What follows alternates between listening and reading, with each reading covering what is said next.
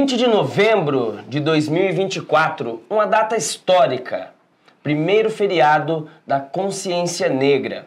E nós estamos recebendo aqui nos estúdios do TN Online a diretoria do coletivo Macone, Movimento Apucaranense da Consciência Negra. Nós vamos conversar com a doutora Jandira e com o Paulo Pesce. Gente, muito obrigado pela presença de vocês aqui com a gente. Nós agradecemos o convite, né, desde já, e estamos à disposição.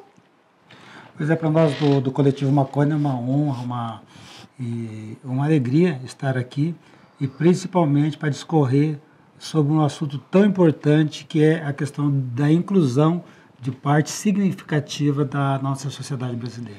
Bem, antes da gente ir mais a fundo, eu já pergunto para vocês o que é o Macone. Muita gente deve até se perguntar assim, mas espera lá, tem um movimento que trabalha com a consciência negra em Apucarana? Qual que é a história de vocês e como é o trabalho do Macone aqui em Apucarana?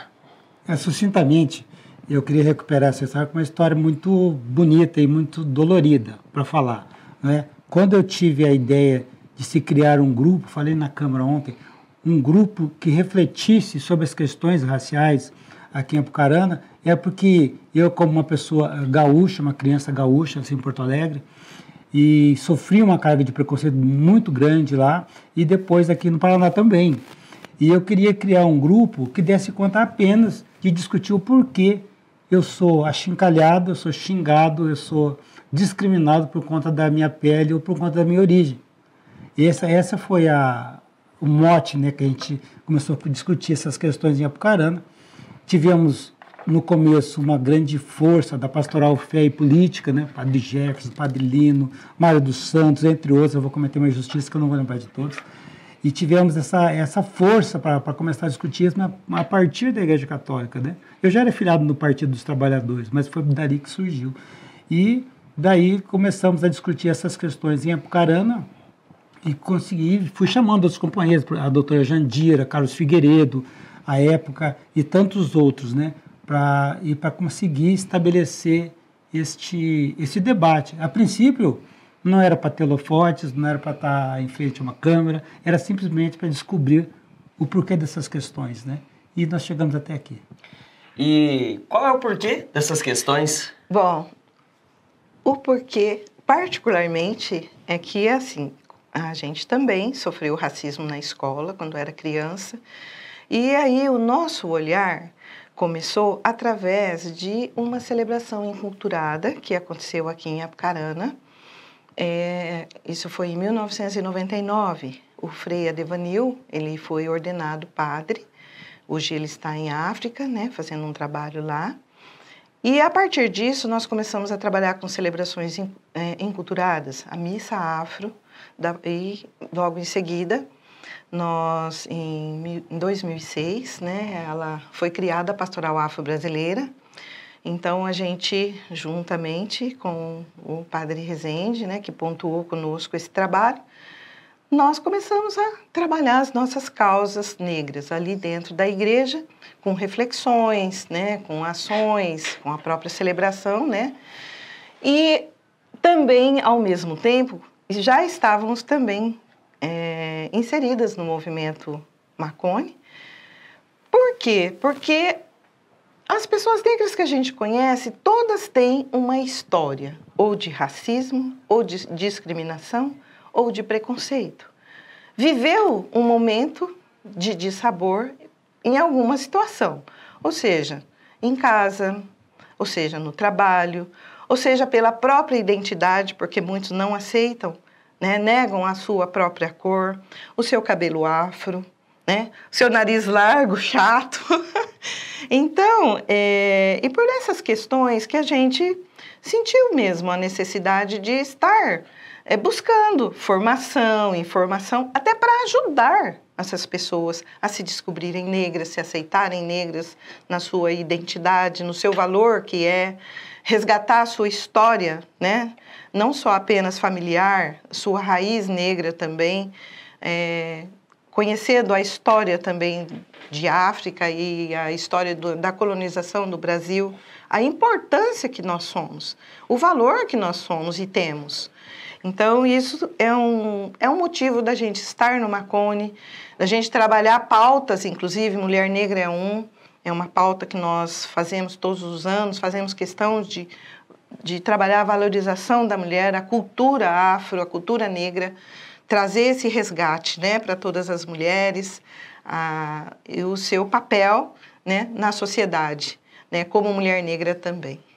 Certo. E a gente tem agora uma data muito importante, histórica, que é o primeiro feriado da consciência negra, que é celebrado no Brasil, nesse 20 de novembro. Qual a avaliação de vocês sobre isso? E acredito que seja um debate que vocês já conheciam há muito tempo, até se chegar a esse fato em si, não é?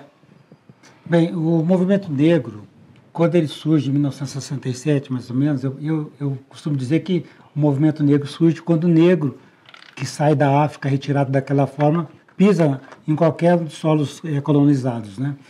Desde essa época, a gente quer colocar esse debate, a gente quer ter essa liberdade. Houve uma época que não podia, né? Teve uma época que não podia conversar por causa da ditadura e todas outras coisas. Mas, enquanto esta luta aqui, que começou ali, a primeira ata da primeira reunião foi no dia 17 de agosto de 2001.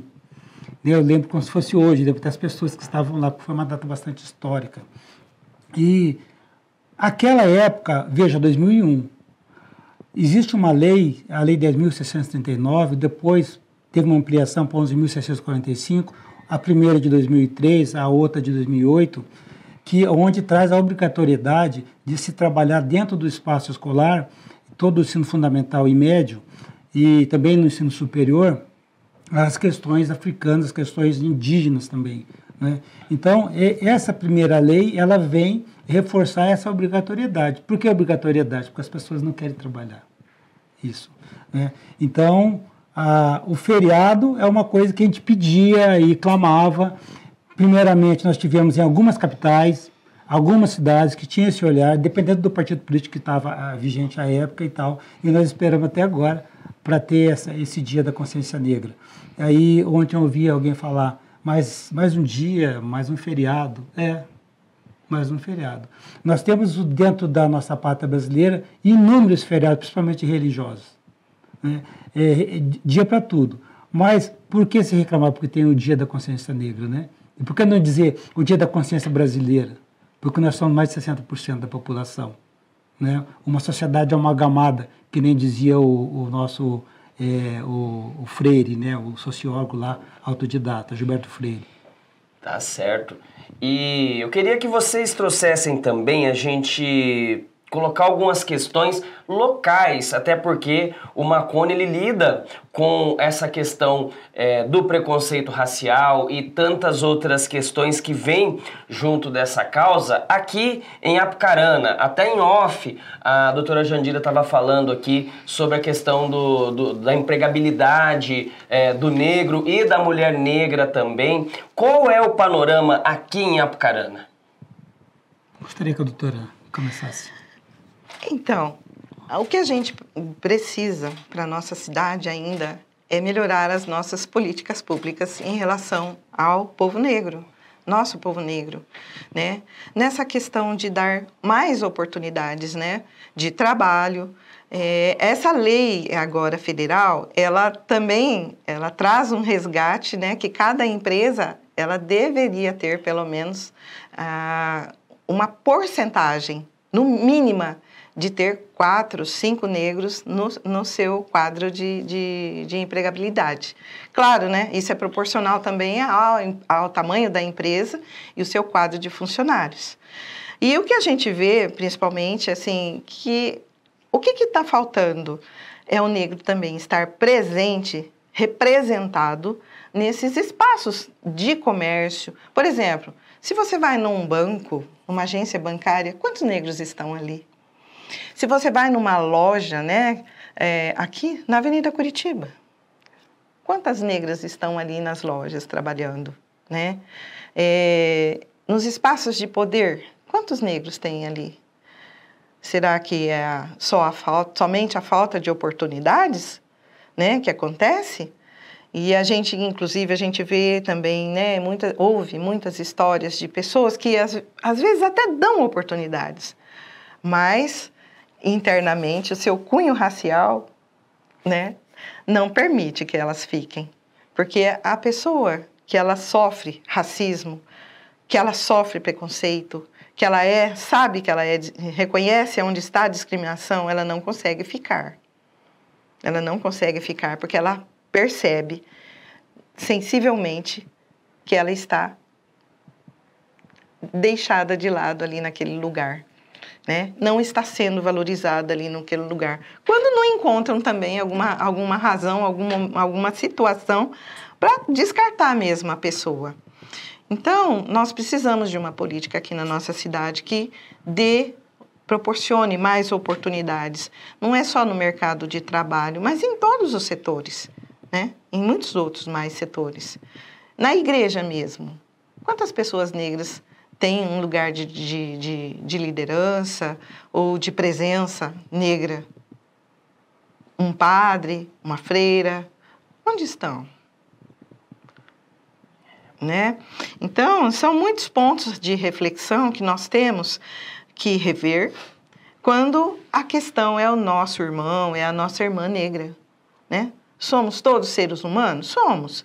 Ah, iguais? Iguais, entre aspas. Quando existem reflexões para a gente refletir, rever aonde está a igualdade, onde ela está acontecendo, aí é um caso de se pensar, né? De se refletir. Muito bem. E como a gente pode, Paulo, tirar o estigma assim do vitimismo, de falar assim, é porque não pode ser negro, começa a falar tudo isso, né? É porque é negro, tudo é culpa porque é negro. Como que lida com isso no embate direto ali, hein?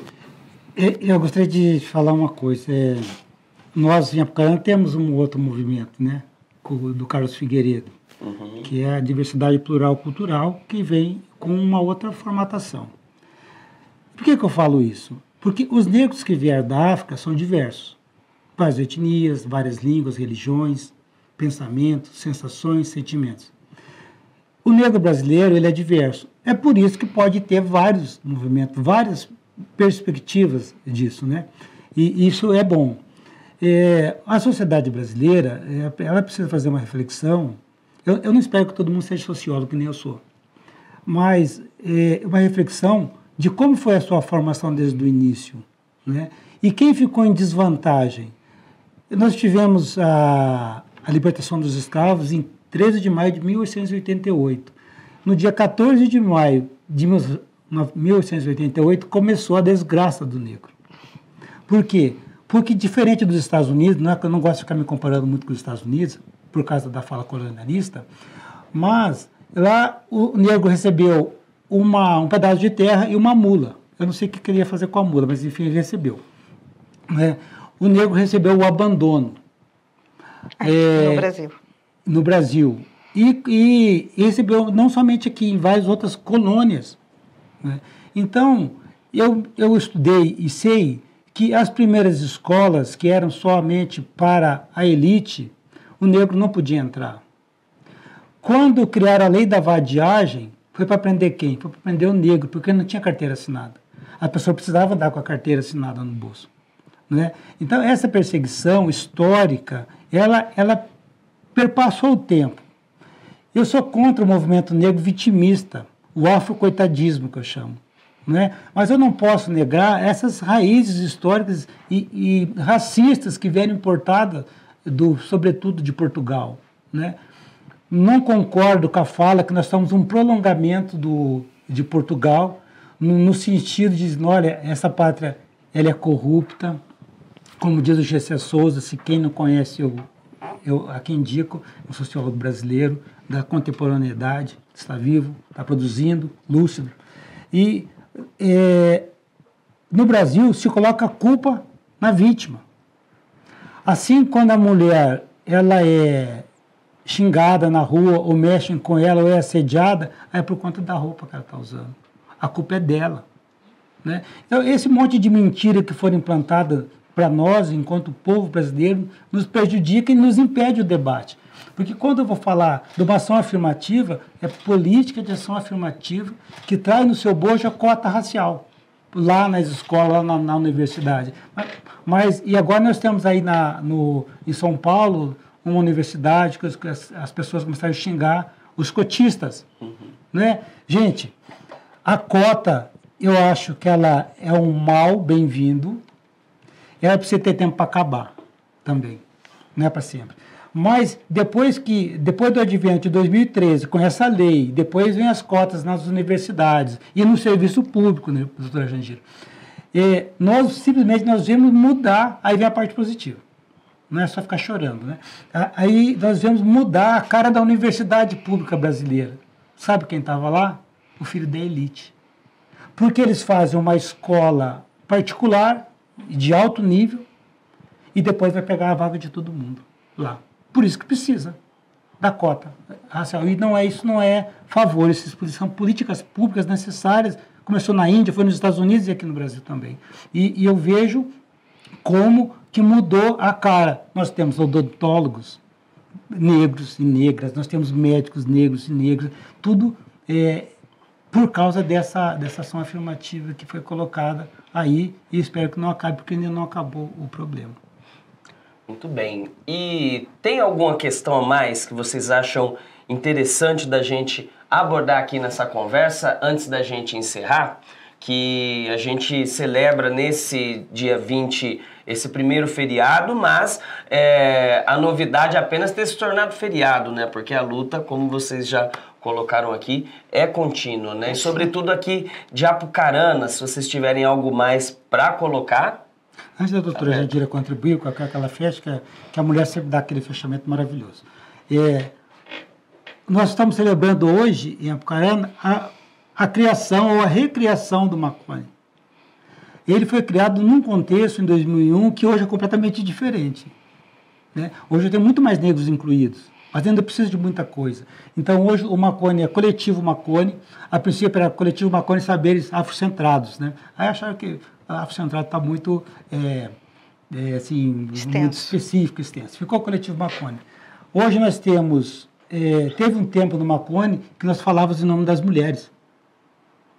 Eu lembro que a gente fazia fala em nome da mulher negra, né?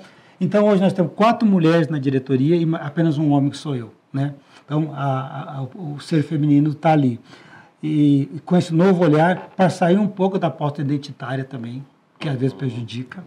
E também nós temos um cunho de receber denúncias e ao Ministério Público. Ontem nós estivemos acompanhando um caso de Arapongas, que a pessoa descobriu o Marconi e vem aqui conversar conosco.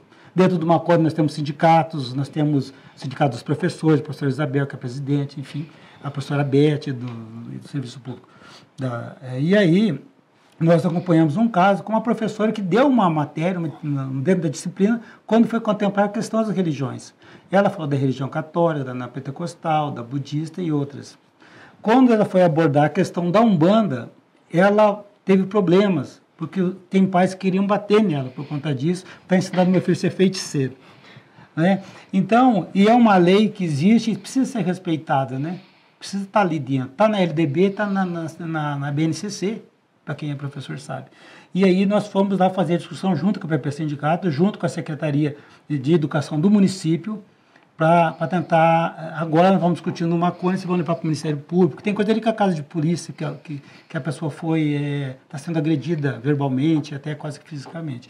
Então, dizer isso, que o Marconi tem esse caráter também de acolher esses casos, né?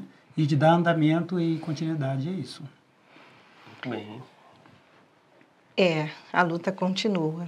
Nós estivemos também, a semana passada, com uma reunião de amigas negras, para falas, confraternização, e ouvimos uma colega dizer que o filho dela, que faz medicina, entrou há pouco tempo, os colegas falaram para ele, você não tem que estar aqui, você tinha que estar fazendo um curso técnico de enfermagem.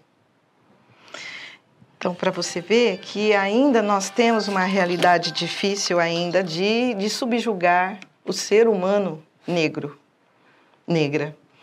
E nós atuamos como mulher negra, a gente está fazendo um trabalho aí, um projeto, e são 20 e poucos anos dentro do espaço, né, da cultura negra, e trabalhando não só dentro da igreja, mas também dentro de movimento social, e é muito material, e a gente foi vendo quanto que a gente tem trabalhando a visibilidade da mulher negra, a mulher no mercado de trabalho, a valorização da mulher na sua identidade, autoestima. Então, e aí a gente vê que nós somos ainda formiguinhas, precisamos de muitas mais ações, muitas mais reflexões, muito mais políticas, para que realmente o negro seja visto na igualdade social como igual à pessoa branca, que tem todas as oportunidades que chegam para ela facilmente. E para o negro também precisa chegar. Por que essa dificuldade? Né? Então, e o dia 20 de novembro, ele veio coroar isso, para as pessoas realmente refletirem. Porque Zumbi foi uma pessoa maravilhosa, que lutou pelo seu povo, que lutou pela liberdade. Uma liberdade que é de todos. Ninguém nasce escravo. Alguém torna o outro escravo. Então, e ele saiu, né, do anonimato, da obrigatoriedade de conhecer a história dele apenas pela fala, pela oralidade, ou também por conta de um documento, né? As leis que obrigaram as escolas a fazerem conhecer a cultura afro e também sobre Zumbi, mas para ele ser valorizado, ser lembrado na história do nosso país.